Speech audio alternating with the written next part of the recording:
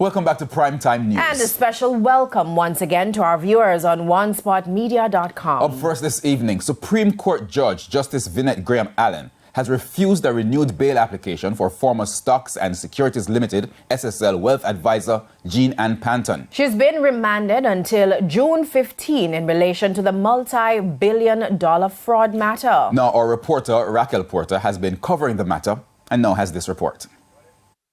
In handing down a ruling Wednesday, Justice Graham Allen stated that the evidence given by two medical doctors assigned to the Department of Correctional Services and a superintendent did not support the submission by attorney Sylvester Hemmings that Panton's health deteriorated while in custody. During his renewed application, which began yesterday, Mr. Hemmings argued that Panton suffered a stroke and seizure and that her health needs to be safeguarded.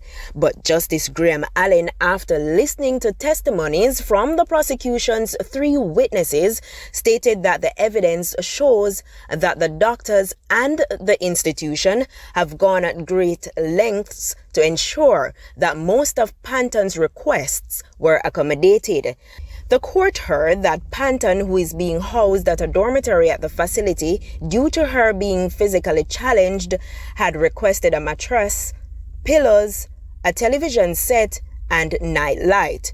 Earlier in today's proceedings, the doctor who had refuted the attorney's claim that she suffered a stroke and seizure admitted during cross-examination that Panton's blood sugar fluctuated twice. In responding to Mr. Hemmings' suggestion that Panton's sugar level was dangerously low, the doctor explained that she got something to eat which elevated it to normal. The attorney had also argued that Panton's relatives had to source medication, but the doctor told the court that her relative had volunteered and signed to providing a brand of insulin that Panton requested instead of using what is being offered by the government.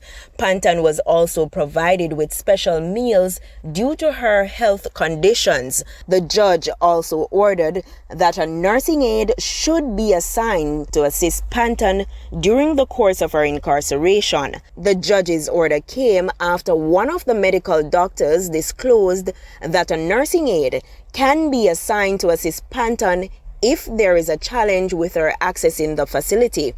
The doctor stated that no request for a nursing aide was made.